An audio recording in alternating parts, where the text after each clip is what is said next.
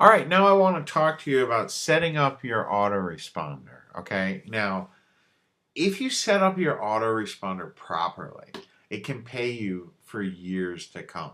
Okay, it really can. If you set it up properly, it can pay you for years to come. There's many reasons for this, but the main thing is once someone's on your list, so long as they stay on your list, you can mail to them for years to come. Okay? And you can do it either through follow-up messages that go out over time or as just straight up broadcast messages where you're going to mail your entire list. So, when you're setting up your autoresponder, the very first thing that you need to do is you create a list. So I'll go ahead and I'll show you inside of Aweber just so how easy that it is. I'm in Aweber right now, okay? And what you do is you can see over here it says create and manage lists. So I'm going to just go ahead and create a new list. Show you how easy that it is. Now the very first thing it's going to ask you for a list name. I'm going to say it's my test list.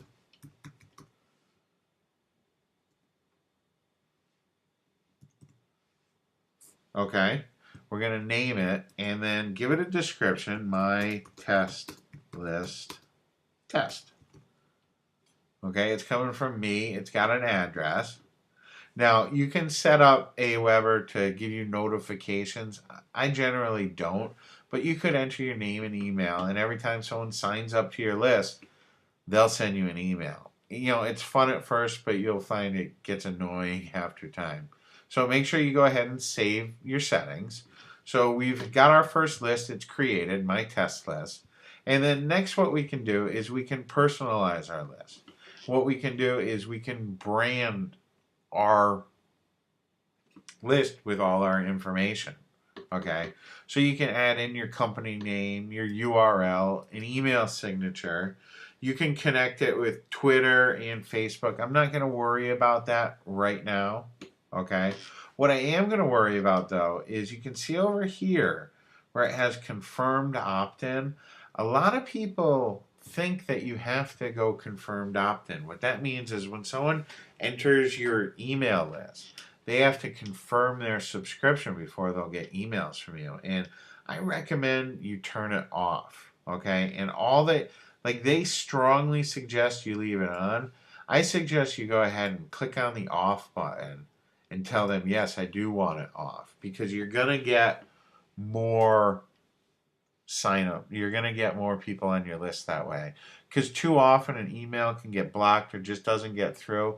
And if it's your confirmation email, those people are going to never get the information from you that they signed up for. So I recommend you have it off and then go ahead and click on Save Settings. Okay?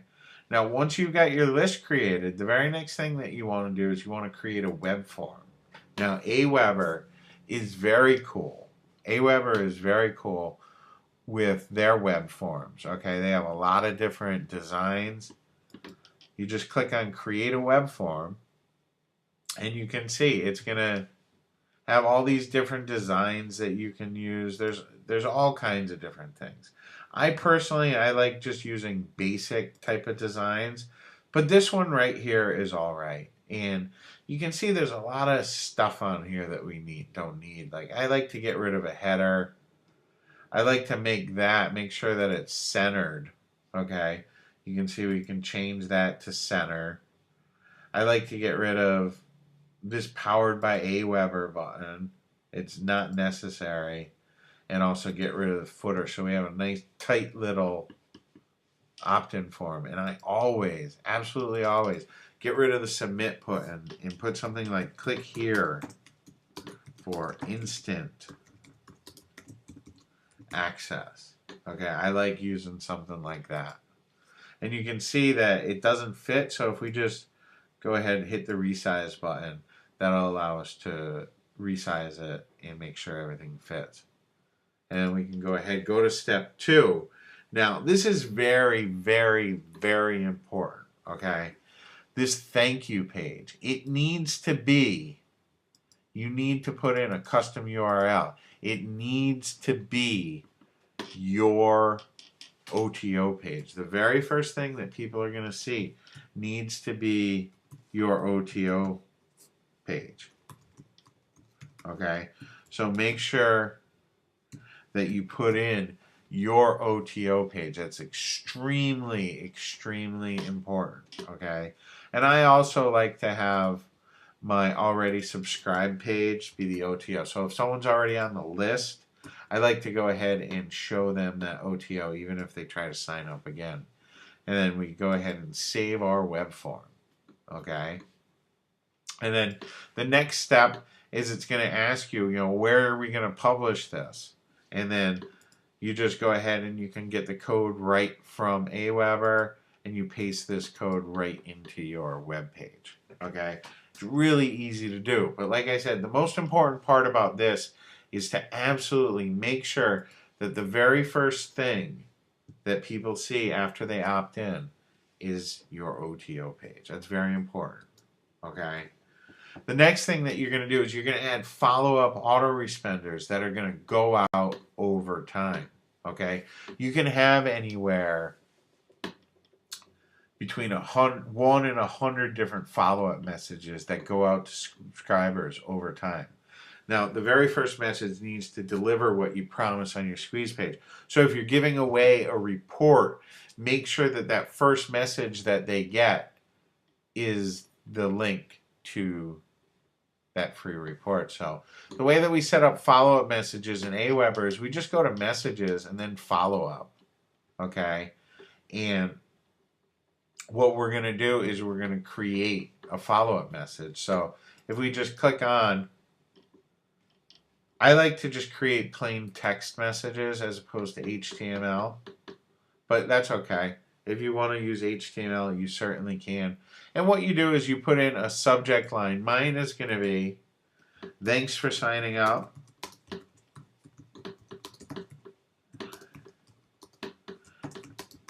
Your download. Okay, because like I said, you want to make sure that that first email that they get is your download. Okay. And then in here, we're going to put our message. Here is your download. Thank them.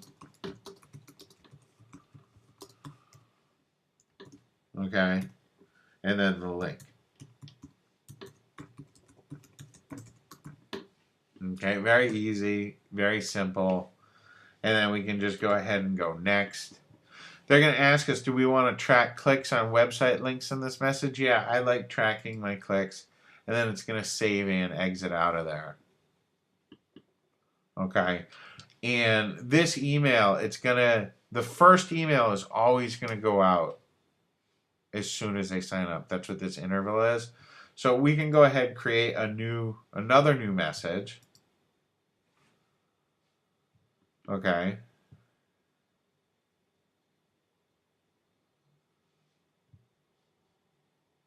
And we can go, this is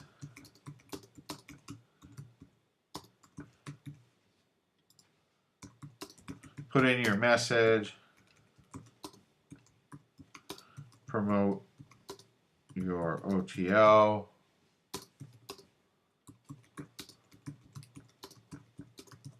your list, and tell about yourself and how you got involved. Okay. And then we'll save this, and then we'll see on the next page what we're going to be able to do is it's going to say, hey, when is this going to go out? We want to send this one day after the previous message. Okay. We can choose when it's going to be sent. I generally don't do that. Okay, but you can decide, hey, do you want to skip days? Do you want to only send it on their local time? What time do you want to send this by? All kinds of neat things. Okay, but the important thing is we're going to load up. Okay, we're going to load up our autoresponder messages that go ahead and deliver, right? That deliver our messages out over time. Okay, like I said, that first email message needs to deliver what you promise on your squeeze page. All right. Your follow-up messages. It should be a combination of free information and promotional messages. Okay. It shouldn't all be promotional and it shouldn't all be free. Your first few messages, though, They should not promote any affiliate offers at all. Okay? You should only be promoting your own offers, either your OTO or your upsell, okay, or any other products that are related that you own. But don't send off traffic to an affiliate offer. And get personal with your list. Share some stories and interact with them. Don't just sell to them, okay? A list is living. It's not just numbers. There's people on those lists. Get interaction. Ask questions of your list. Interact with them. Be personal. And you're going to find your list will treat you very well.